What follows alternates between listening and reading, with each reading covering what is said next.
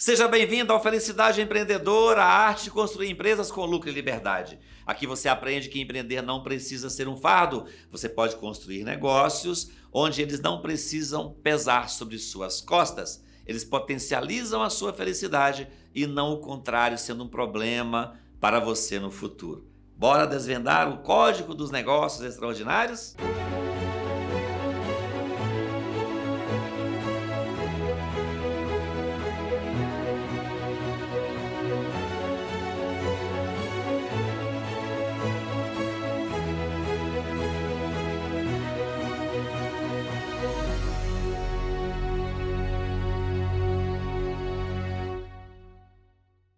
Hoje eu tenho o prazer de receber aqui o Dr. Sérgio Murilo Braga e vocês vão gostar muito porque tem caso curioso e interessante. Você teve o seu dinheiro preso ou seus pais tiveram na época aí do Collor? Pois é. Dr. Sérgio, muito obrigado por estar presente aqui. É um prazer receber você. Mas é uma alegria estar aqui com você, nesse programa que eu assisto e acompanho. E você começou falando de Collor, né? Collor foi uma coisa estrondosa no Brasil. Então a gente teve a oportunidade, lá na década de 90, eu não sei, a maioria das pessoas não viveram isso, a gente vivia uma inflação de 84,32% ao mês. Você imagina o que era isso? Eu tinha 13 anos de idade. Você dormia com 100, acordava com 97. Isso. Dormia com 97, acordava com 94. Collor, e essa época eu lecionava em concurso preparatório para o Banco Central, para auditores fiscais da Receita Federal, e eu imaginava que a única solução era um calote. Exato. E realmente foi feito isso, um calote que foi um momento histórico da economia brasileira que jamais visto. E você sabe por que eu lembro tanto disso, doutor? Eu tinha 13 anos. Eu tinha 13 anos, eu morava na roça. Era agricultura familiar e pecuária, leite, né? E meu pai reclamava tanto que ele vendia o leite para a cooperativa e ele recebia só X dias depois. Quando ele recebia o leite, o preço que ele vendeu já não dava para comprar mais nada. Não comprava ração. Exatamente. E vendia o arroba do boi às vezes também, né? Quando vendia lá uma vaquinha, aquela vaquinha de corte para poder ajudar na despesa de casa, né? Aí tirava uma parte para poder enlatar. Tá?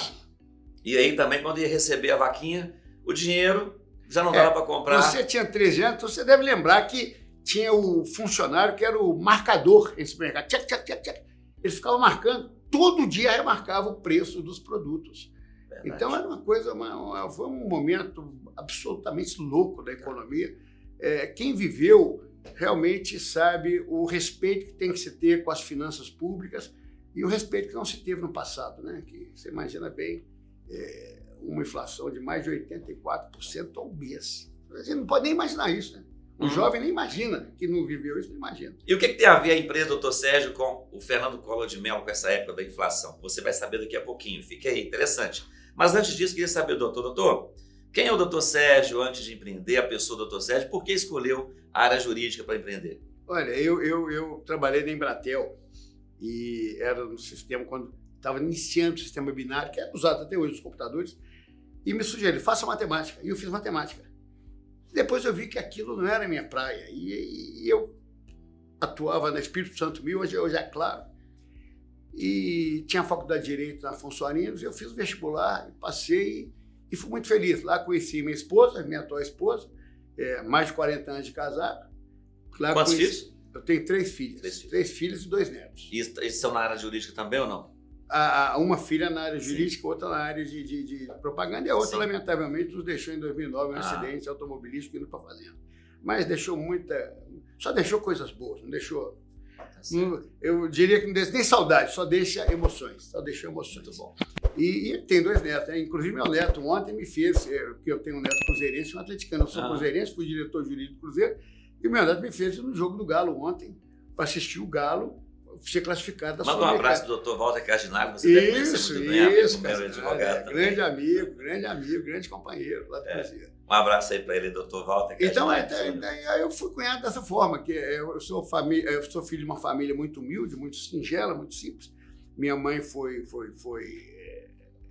artesã na Praça Liberdade, depois na Afonso Pena. Meu pai a gente chamava de tesourinha, né, que vendia tecidos. E me deram uma estrutura moral, emocional muito grande.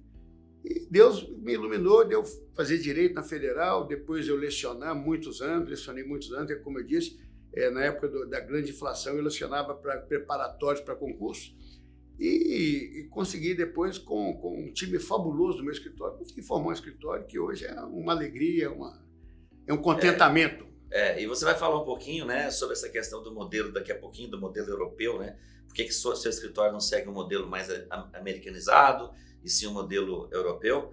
Mas antes disso, eu queria saber o que tem a ver, qual a relação do escritório com essa situação do dinheiro bloqueado, né? Meus pais tiveram um pouquinho de dinheiro bloqueado, né? Não tinham muito porque a gente sobrevivia também. Mas me fala um pouquinho, fala o pessoal um pouquinho sobre isso. Não, nessa época, é importante o pessoal, os mais jovens saberem, nessa época houve um bloqueio que eu não lembro qual unidade da moeda. Cada indivíduo, cada empresa ficava com 50 unidades. Seria hoje 5 mil reais, ou sei lá, 500 reais, alguma coisa muito ínfima. Então as pessoas passaram por um momento de ter uma convulsão social. E quando nós vivenciamos aquilo, nós fomos o primeiro escritório a ingressar com a chamada, à época era medida cautelar preparatória. Hoje não existe mais essa medida. O Código de Processo Civil alterou. Então a gente ajuizava uma medida cautelar preparatória para liberação desses recursos. E a gente liberava esse recurso e as pessoas queriam ver o dinheiro. Sim. Então fizemos um convênio com uma instituição financeira. Quando a Justiça Federal liberava o alvará, a gente remetia o dinheiro e recebia os clientes de 20 em 20 minutos para dar um pacote de dinheiro. A gente pegou o pacote de dinheiro dele. Era uma coisa espantosa. Foi um momento espantoso. Às vezes falta conhecimento, né? O governo bloqueou, então bloqueou, vou fazer o quê? Vou brigar como? Esse seu escritório ajudava as pessoas ajudava desbloquear esse valor. Nós bloqueamos certamente mais de 5 mil contas. E aí tinha advogados do outro escritório que queriam saber o que o escritório, né? Dr. Sérgio Murilo Braga estava fazendo para conseguir desbloquear. Depois todo mundo fez, né? Porque o processo é público. Então, isso traz uma credibilidade muito grande, né? O seu escritório, história. Todo mundo fez e foi uma quantidade imensa de ações nesse sentido. E o dinheiro foi praticamente todo liberado, antes da hora que se previa liberar pelo modelo da Zélia Cardoso, né? Que era ministra da Economia, da Fazenda. Sim. E quais são as dores principais hoje que você enxerga dentro do empreendedorismo para as empresas que o escritório tem tanto prazer em resolver? Quais são, assim, eu vi que vocês têm uma abrangência muito grande na atuação de vocês, mas o que dá mais prazer para o escritório de vocês em estar ajudando os empresários a resolver? Quais são as áreas hoje, doutor? Olha, o problema fundamental do Brasil é o que eu chamo de engessamento da atividade empreendedora. Hoje o empreendedor, seja ele da área privada ou da área pública, a gente tem uma dificuldade muito grande com o nosso gesso, o arcabouço, que é um gesso, onde o empresário ele tem uma gama de obrigações principais e acessórias da ordem tributária, por exemplo, que é muito difícil ser vencida. E a iniciativa pública é mais difícil ainda, né? Um governante, muitas vezes, entra com uma excepcional intenção e não consegue fazer absolutamente nada porque tem o chamado gesso da burocracia pública e privada. Então, o que nos causa mais emoção, o que nos causa efetiva felicidade em servir, é exatamente tirar essas barreiras, tanto da área pública quanto da área privada. Isso é muito importante para a gente. Tá. E hoje as empresas, você acha que está muito, no geral, se você for pegar aí entre 100 empresas, tá? No nível que vocês atendem, empresas normalmente de médio para grande porte, a doença, além dessa burocracia, desse engessamento, está muito na área tributária, societária. Você tem sócio também no seu negócio, né? Sócio. Porque o escritório de advocacia também é uma empresa, gente. Então, ele também tem as dores de empresário, então ele também tem sócios, né?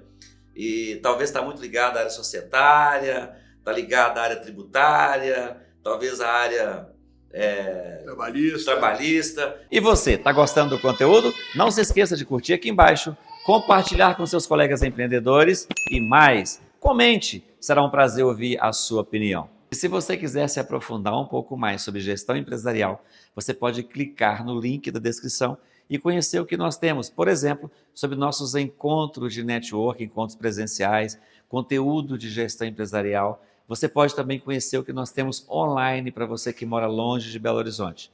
É só você preencher o formulário e nos enviar uma mensagem e será um prazer receber seu contato. Qual a área que os empresários mais têm tido dores? O pessoal tem procurado muito vocês ultimamente? Muito na área sucessão. A sucessão hoje é uma questão muito pontual para a empresa, e especialmente para as chamadas empresas familiares. Tá? Então, é um processo de alta complexidade. A questão tributária também é um problema permanente.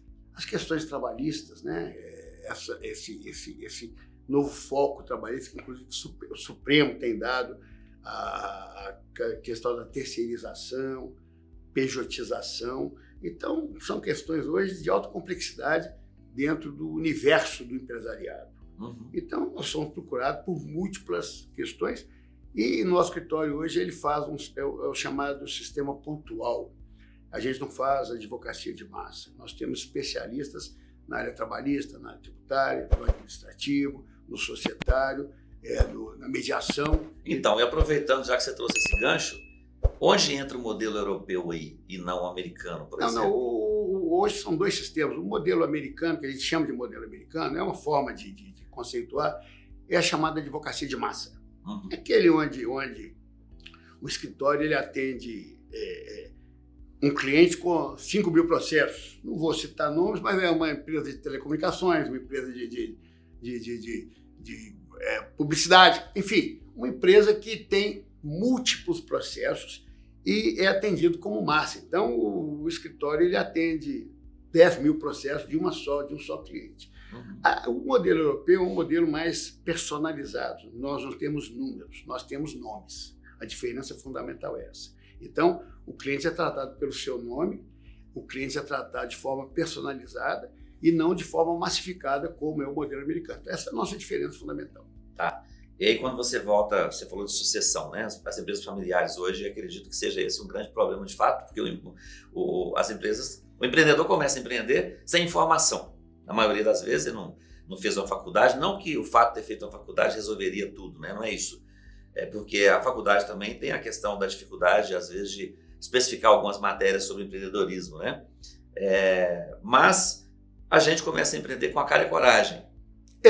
Eu costumo dizer, Marcos, que a escola te ensina muito teoria, mas a escola não te ensina a vida, a realidade do empreendedorismo. E é muito comum as pessoas perguntarem, o que você não faria? Eu falo, eu respondo sempre, eu faria tudo de novo.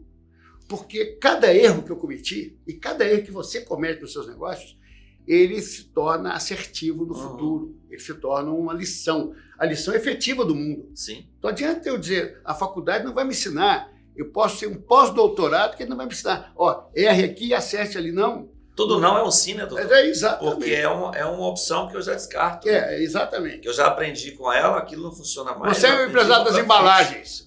Se chegar um maquinário lá que não entrega uma embalagem adequada, você não vai comprar aquele maquinário nunca mais. Exatamente. A vida é isso. Exatamente. Para poder, às vezes, eu saber que não dá certo, eu preciso experimentar. Exatamente. Né? E é a mesma coisa que eu digo, e aí eu digo sempre para o empresário, a importância da formação do time. Um time tem que ser formado com muita consciência. Hoje eu tenho um time fabuloso no meu escritório, um time de primeira linha. Agora, isso é uma escultura que você... É uma obra-prima, é uma obra de arte que você constrói. E essa é a grande dificuldade. E com o tempo, né, doutor? Porque a gente vê hoje muitos escritórios de advocacia, a pessoa aprendeu sobre direito, assim como o médico aprendeu sobre medicina, o dentista, odontologia, e tem essa dificuldade na administração. Mas acredito que vocês têm um privilégio por estar lidando com tanto problema de outros empresários, resolvendo tanto problema de outros empresários, que vocês aprendem com os erros até dos outros durante o processo para melhorar a administração do seu próprio escritório. Eu fui presidente do Tribunal de Justiça Desportiva aqui de Minas Gerais e eu convivi ali com um grande ícone do direito, o desembargador Ayrton Maia. E depois das sessões, a gente ia tomar um vinho. Às terças-feiras, a gente ia tomar um vinho, conversar e prosear. E Ayrton Maia dizia, já naquela época, eu era um jovem, muito jovem. Ô Sérgio, direito, 90% é bom senso, 10% é conhecimento. E é um fato hoje que eu tenho como verdade absoluta. Na vida, 90% da nossa vida é bom senso, são escolhas certas. E 10% é o nosso conhecimento teórico. Você está me dizendo, em outras palavras, que quem se forma em direito precisa entender de pessoas, de relações humanas, é isso, doutor? É isso. A essência do direito, o que é? É defender aquelas coisas que são caras às pessoas. Então, é a sua vida, a sua saúde, o seu patrimônio, a sua família, a sua integridade física, a sua integridade moral. Isso é o direito. Isso é a função do advogado. Então, por isso que é uma função tão nobre. O advogado, ele defende as coisas que são caras às pessoas. É importante o advogado ter essa... O dinheiro tem que ser consequência, não pode ser a causa. Isso é essencial. Numa empresa familiar, normalmente o dono, né, as empresas mais acima de 10, 15, 20 anos, o dono abriu a empresa com todo orgulho, construiu aquilo, às vezes com muito suor. E os filhos às vezes veem a dificuldade dos pais, às vezes até na forma das relações humanas, de não, porque a primeira relação humana tem que ser de dentro para fora, né? A gente com a gente mesmo e dentro da nossa família. E dentro da empresa, às vezes, muita relação ruim entre pais e filhos. Às vezes os filhos vendo os pais discutindo, marido junto trabalhando com a mulher, e às vezes ele não quer fazer sucessão. Qual a lição que você tem tirado e tem ajudado os empresários no sentido assim, porque peraí, você vai construir empresas que preparadas, se o seu filho não quiser tocar, alguém possa comprar a sua empresa. Isso. Você falou assim com uma sapiência maravilhosa. Primeiro é de dentro para fora. Então o indivíduo tem que ter a consciência de que alguém construiu aquele grande arcabouço. Se ele tiver essa consciência, ele vai ter a consciência que a função dele é construir mais, colocar mais tijolos lá. Mas se ele não tiver essa consciência interna, ele vai disputar com o irmão, vai disputar com a mãe, vai disputar. Então, essas disputas, elas tendem a fazer com que o negócio dê rua, o negócio acabe. E eu, lamentavelmente, eu convivo com isso. Eu tenho casos lá que o pai deixou fortuna bilionária e filhos brigando entre eles.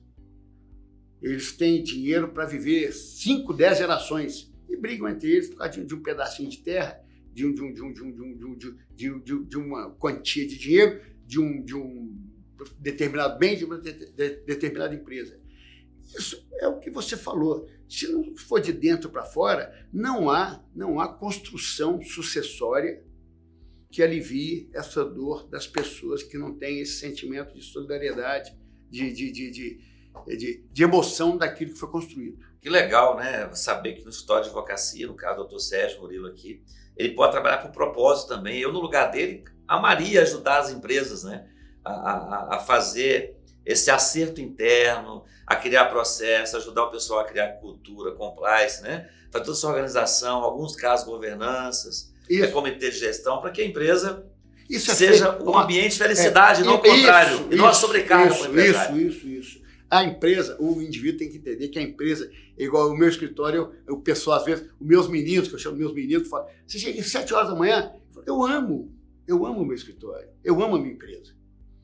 E eles aprenderam a amar também. Então, eu tenho um tipo que ama. Hoje tem gente comigo aqui da minha empresa, tem gente que ama, por quê? Porque é um local saboroso de trabalhar.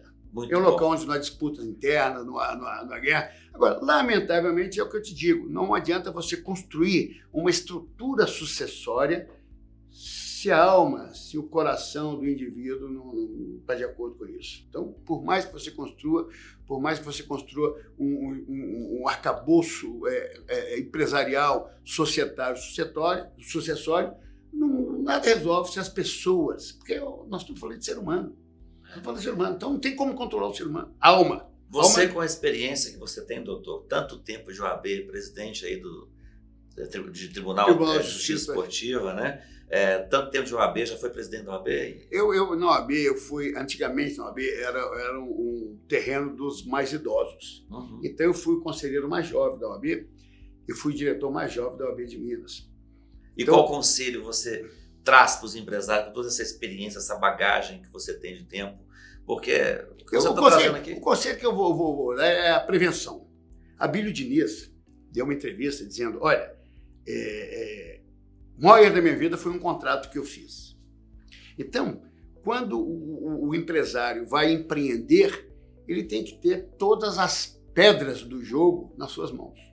Não é que ele vai se locupletar ou ele vai se dar bem. Ele tem que montar um contrato, uma estrutura de negócio que dê equilíbrio entre ele, o seu fornecedor, entre ele, o seu consumidor, entre ele e o seu sócio. Então, eu diria que o conselho que eu dou é a prevenção. Tenha seu advogado, tenha seu contador e previna-se. Previna-se quando for contratar, quando for começar um negócio, porque isso vai evitar uma série de demandas e uma série de dores de cabeça. A verdade é essa. E muito bom entender, empreendedor. Você pode pensar assim, mas estou demorando a ter lucro, vou ter dinheiro para poder fazer uma reserva, para poder pagar advogado. O erro está em não gerar lucro. Está na sua gestão, porque você, como empresário, precisa ter uma gestão organizada de forma que você gere resultado, para que você consiga também fazer as suas prevenções. Doutor, fico muito feliz. E gerar resultado com segurança. Quando eu falo prevenção, é gerar resultado com segurança. Porque o empreendedor ele tem a visão do negócio dele, ele sabe fazer pão, ele sabe fazer bebida, ele sabe fazer alumínio, ele sabe produzir. Mas se ele não tiver uma prevenção, se ele não tiver um contrato bem feito, seus contratos bem feitos, ele efetivamente vai entrar num universo demandista que vai jogar o negócio dele pro buraco. Essa é a realidade. Eu te agradeço demais pela sua presença aqui. Feliz demais em saber seu escritório de advocacia. É um escritório que, além de empreender no direito, empreende com felicidade, com a empresa organizada, aprendendo com os próprios erros e com os erros também de vocês, empreendedores. Doutor, muito obrigado pela sua presença. Um prazer ter te recebido aqui. Muito obrigado. Deixa que um abraço para você. Agradeço a sua atenção e te cumprimentar pelo grande trabalho que vocês fazem, que a sua equipe faz aqui, de ensinar um pouco a empreender, de dar essa condição para que o empresário possa ter maior conhecimento do seu próprio negócio. Muito obrigado. Esse foi mais um episódio do Felicidade Empreendedora, a arte de construir empresas com lucro e liberdade, onde você aprende que empreender não precisa ser um fardo. Seu negócio precisa ser mais uma fonte para aumentar a sua felicidade e não o contrário. Até o próximo programa.